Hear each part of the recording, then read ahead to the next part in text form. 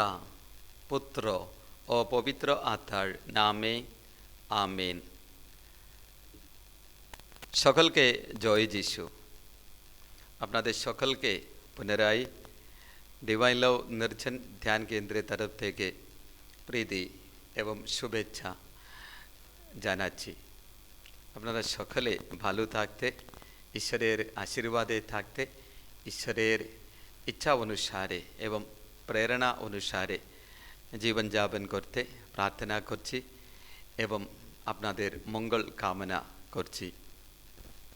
খ্রিস্টে আমার প্রিয়জনেরা, হালেলুয়া শব্দ, সে শব্দ স্বর্গদূতের শব্দ নইলে আওয়াজ আছে। প্রত্যাদেশ গ্রন্থে যখন আমরা দেখি বিভিন্ন জায়গায় সেই শব্দ বারবার উঠছে। আজকে আপনাদের সকলকেও আমি আমন্ত্রণ করছি এবং আপনাদের সকলকেও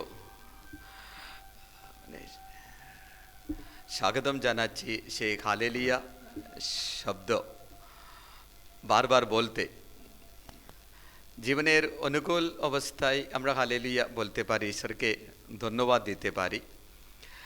অন্যরকম অবস্থাগুলো জীবনে আছে, সেই অবস্থাগুলো যখন এসে দাঁড়াবে তখনই ঈশ্বরকে ধন্যবাদ দিতে, হালেলুয়া বলতে। আপনারা সকলে যেন পেরে ওঠেন, সে আশীর্বাদ আপনাদের জন্য আমি কামনা করছি। বিশেষভাবে প্রিয়জনেরা, আজকে সারাদিন আছে, সেই সারাদিনের সময় রাত্রেবেলায় যখন আপনি হাঁটছেন, নাহলে যখন আপনি খাচ্ছেন, যখন আপনি কাজকর্মে আছে, তখন আমি আপনাদের অনুরোধ করছি, নাহলে আহ্বান করছি, প্রেরণা দিচ্ছি 10 বার হালেলুয়া বলতে। ঈশ্বরের বিশেষ আশীর্বাদ আজকে দিনে প্রভু যিশুর মাধ্যমে আপনারা সকলে পেয়ে যাবেন। প্রভু আজকে সেই হালেলুয়ার মাধ্যমে আশীর্বাদ করতে চান।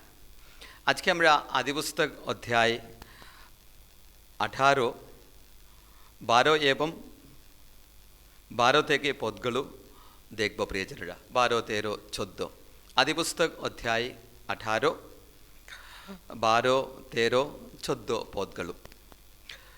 তাই সারা মনে মনে হেসে বললেন,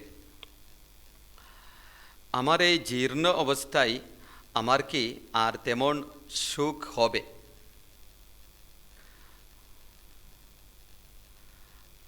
আমার প্রভুও তো বৃদ্ধ। প্রভু আব্রাহামকে বললেন, সারা কেন হাসল? কেন বলল, এই বৃদ্ধ বয়সে আমি কি সত্যি মা হব? প্রভুর পক্ষে কি অসাধ্য কিছু আছে? আজকে আমাদের বাণী হচ্ছে সেই বাণী প্রিয়জনেরা। ঈশ্বর মানে আব্রাহামকে এই কথা দিলেন, আব্রাহামকে জানিয়ে দিলেন, নাহলে আব্রাহামকে শিখিয়ে দিলেন প্রভুর পক্ষে কি অসাধ্য কিছু আছে। যখন ঈশ্বর এই কথা আব্রাহামকে বলেছেন, আব্রাহামের পরিস্থিতি, জীবনের অবস্থা কীরকম আছে আমাদের ভাবতে হবে। সেই কথা সম্বন্ধে, নাহলে সেই অবস্থা সম্বন্ধে ঈশ্বর মানে আব্রাহামের কাছে এই কথা বলছেন। আব্রাহাম তার জীবনযাপন ঈশ্বরের আদেশ অনুসারে নিজের গ্রাম ছেড়ে ঈশ্বর যে জায়গা তাকে দেখিয়ে দিচ্ছেন, সেই জায়গা দিকে তার পরিবারকে নিয়ে, আরও সঙ্গে লোট আছে, তাকে নিয়ে রওনা হয়েছে। এবং আব্রাহামের সাথে ঈশ্বরের কথা বারবার হচ্ছে। আব্রাহামকে ঈশ্বর মানে আশীর্বাদ করছেন, সাহস দিচ্ছেন, তারপরে বিশেষ আশীর্বাদে আব্রাহামের জীবনটা ঈশ্বর মানে ভরিয়ে তুলতে চান। সেই সম্বন্ধে এই সমস্ত কথাগুলো হচ্ছে। এখন আব্রাহামের বয়স প্রায় 100 এবং সারারও বয়সও সেই সমান। এক সময় ঈশ্বর আব্রাহামের কাছে এসে এই কথাগুলো জানিয়ে দিলেন। আদিপুস্তক অধ্যায় 15, 1 থেকে পদ। এই সমস্ত ঘটনার পর প্রভুর বাণী দর্শন যোগে আব্রাহামের কাছে এসে উপস্থিত হয়ে বলল, আব্রাহাম, ভয় করো না, আমি তোমার ঢাল, তোমার পুরস্কার অত্যন্ত মহান হবে। আব্রাহাম উত্তরে বললেন, হে আমার প্রভু পরমেশ্বর, তুমি আমাকে কি দেবে? আমি তো নিঃসন্তান হয়ে চলে যাচ্ছি, আর দামাস্কাসের সেই এলিয়েজের আমার বাড়ির উত্তরাধিকারী। আব্রাহাম বলে চললেন, তুমি যখন আমাকে কোনো বংশধর দিলেন না, তখন আমার বাড়ির লোকজনের একজন হবে আমার উত্তরাধিকারী। তখন দেখো প্রভুর বাণী, এই কথাই আমাদের একটু কান দিতে হবে, মনটাও রাখতে হবে। তখন দেখো প্রভুর বাণী তার কাছে এসে উপস্থিত হয়ে বলল, ওই লোকটা তোমার উত্তরাধিকারী হবে না, না, তোমার ঐরস্যজাত একজনেই হবে তোমার উত্তরাধিকারী। তাকে বাইরে নিয়ে গিয়ে তিনি বললেন, আকাশের দিকে তাকাও, আর যদি পারো তারা নক্ষত্রের সংজ্ঞা গুণে নাও। তিনি বলে চললেন, তোমার বংশ সেই মতো হবে। তিনি প্রভুতে বিশ্বাস রাখলেন, আর প্রভু তার পক্ষে তা ধর্মময়দা বলে পরিগণিত করলেন। সেটা প্রিয়জনেরা আসল কথা। সেই কথা আব্রাহামের জীবনের ভিত হচ্ছে। এখন বারবার ঈশ্বর আব্রাহামের কাছে দর্শন দিয়ে এই সমস্ত কথাগুলো বলছেন। সেই কথাগুলো ঈশ্বর স্থির করছেন, তার জীবনে সম্ভব হবে সেই কথা ঈশ্বর আব্রাহামকে বলছেন। এখন প্রিয়জনেরা মাঝপথে যখন আমরা আছি, সেই আদিপুস্তক অধ্যায় 18-তে যখন আমরা আছি, এই সমস্ত কথাগুলো যখন সারা শুনছেন, সারা কি করলো? হেসে কথাগুলো বলছিল। সারা বিশ্বাস করতে পারি নাই। তার জন্য ঈশ্বর সারাকে এই প্রশ্ন করেছেন, সারা কেন হাসলো, কেন বলল এই বৃদ্ধ বয়সে আমি কি সত্যি মা হব? প্রভুর পক্ষে কি অসাধ্য কিছু আছে? আজকে প্রিয়জনেরা সেই বাণীটা মনে রাখতে, সেই বাণী জীবনের আধার করতে, কেন সেই বাণীর প্রয়োজন আছে। মানুষের পক্ষে সব কিছু সম্ভব না, কিন্তু ঈশ্বরের পক্ষে বলছেন, ঈশ্বরের পক্ষে অসাধ্য কিছু আছে। প্রবক্তা জেরেমিয়া গ্রন্থ অধ্যায় 32,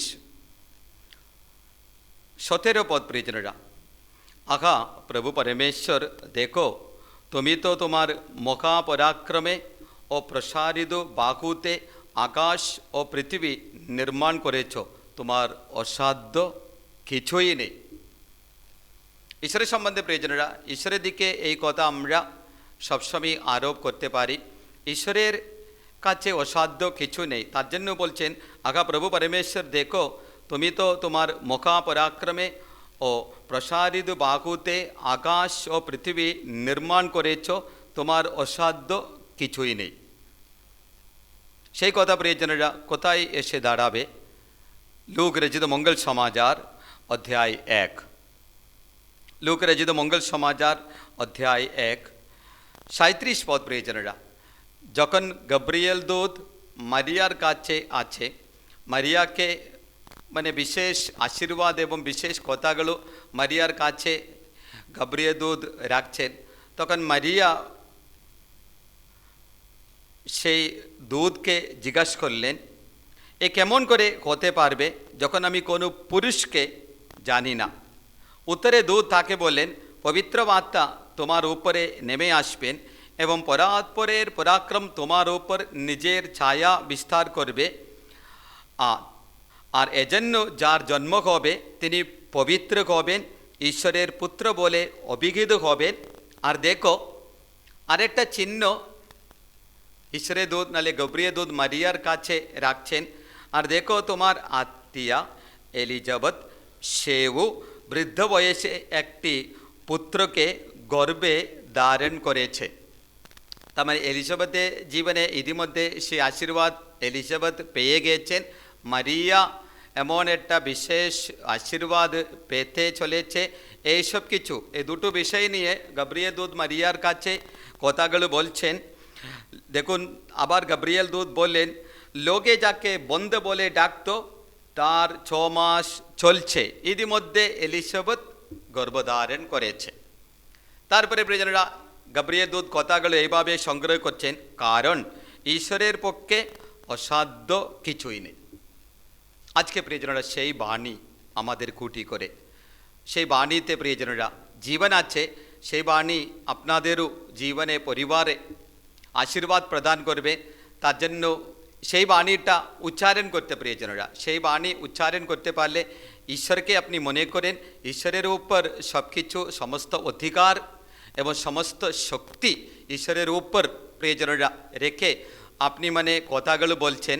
কেন যিশু এই কথা বলেছেন মতি রচিত মঙ্গল সমাচার অধ্যায় 18 পদে যিশু এই কথা বললেন। পুনরুত্থিত হওয়ার পর শিষ্যদের ছেড়ে স্বর্গে যাওয়ার আগে যিশু তার শিষ্যদের কাছে এই কথা প্রকাশ করলেন, তিনি কে আছেন। যিশু বললেন, যিশু কাছে এসে তাদের বললেন, মতি রচিত মঙ্গল সমাচার অধ্যায় 18 পদ, স্বর্গে ও মর্তে সমস্ত অধিকার আমাকে দেওয়া হয়েছে। জীবনকালে প্রিয়জনেরা যখন যিশু শিক্ষা দিলেন, লুক রচিত মঙ্গল সমাচার অধ্যায় 18তে সেই উদাহরণটা আমরা দেখতে পারি। অধ্যায় 18, 24 পদ। তখন তার দিকে তাকিয়ে যিশু বললেন, যাদের ধন আছে তাদের পক্ষে ঈশ্বরের রাজ্যে প্রবেশ করা কেমন কঠিন। হ্যাঁ, ধনীর পক্ষে ঈশ্বরের রাজ্যে প্রবেশ করার চেয়ে উটের পক্ষে সূচের ছিদ্রের মধ্য দিয়ে যাওয়াই বরং সহজ। যারা শুনল তারা বলল, প্রিয়জনেরা তাদের সকলের প্রশ্ন। তখন প্রিয়জনেরা যিশু এই সমস্ত কথাগুলো বলছেন, ধনীর পক্ষে ঈশ্বরের রাজ্যে প্রবেশ করা অত সহজ না। তখন প্রিয়জনেরা যারা প্রভুর কথা শুনছিল তারা সকলে মনে মনে ভাবছিল, নাহলে তারা কথা তুলছিল। যারা শুনলো তারা বলল, তবে পরিত্রাণ পাওয়া কার পক্ষে বা সাধ্য। তার এই অবস্থা যদি স্বর্গরাজ্যে প্রবেশ করতে হলে আছে, তাহলে মানুষের পক্ষে কখনো সেই স্বর্গরাজ্য দেখতে পারবে না, স্বর্গরাজ্যে প্রবেশ করতে পারবে না। তখন প্রিয়জনেরা তাদের সংশোধন করে যিশু এই কথা বললেন। যিশু বললেন, যা মানুষের পক্ষে অসাধ্য তা ঈশ্বরের পক্ষে সাধ্য। আব্রাহামের কথা প্রিয়জনেরা, আব্রাহাম যখন প্রিয়জনেরা নিঃসন্তান অবস্থায় ছিল, আব্রাহামকে ঈশ্বর আশীর্বাদ করলেন। আব্রাহামের কাছে ঈশ্বর এই কথা বললেন, ঈশ্বরের পক্ষে অসাধ্য কিছু আছে। এবং প্রিয় প্রবক্তা জেরেমিয়ার গ্রন্থ থেকে সেই বাণী আমরা শুনলাম, যিনি আকাশ এবং পৃথিবী গঠন করলেন, নির্মাণ করলেন, তার কাছে কোনো কিছু অসম্ভব আছে। লুক রচিত মঙ্গল সমাচার সেই 3 আশীর্বাদ প্রিয়জনেরা, এলিজাবেথ এবং মারিয়া যে আশীর্বাদ পেয়ে যাচ্ছেন, সেই আশীর্বাদের সম্বন্ধে প্রিয়জনেরা গব্রিয়েল দূত এইভাবে মারিয়ার কাছে কথা দিলেন, ঈশ্বরের পক্ষে অসাধ্য কিছুই নেই। এখানে প্রিয়জনেরা লুক রচিত মঙ্গল সমাচার অধ্যায় 18 এবং 27 পদ প্রিয়জনেরা যিশু বললেন, যা মানুষের পক্ষে অসাধ্য তা ঈশ্বরের পক্ষে সাধ্য।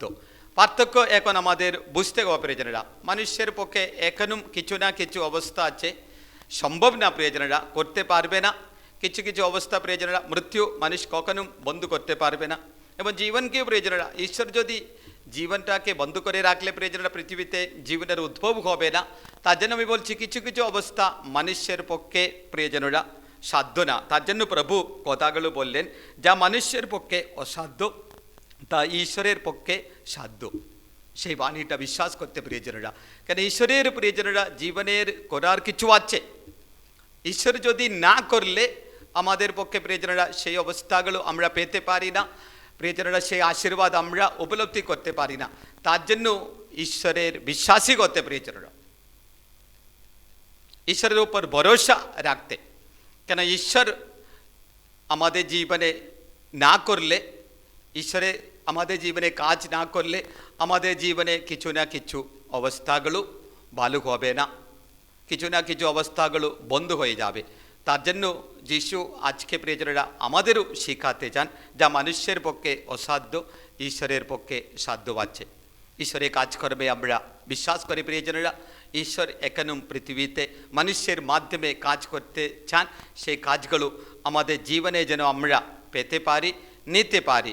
সেই আশীর্বাদে থাকতে আজকে যেন আমরা প্রার্থনা করি, প্রভু যিশুর অজস্র আশীর্বাদ আপনার উপর, আপনার পরিবারের উপর, যারা আপনার সঙ্গে আছে তাদের সকলের উপর নেমে আসার জন্য প্রার্থনা করে ডিভাইন লাভ নির্জন ধ্যান কেন্দ্রের তরফ থেকে আপনাদের ভাই বোনেরা সকলকে জয় যিশু।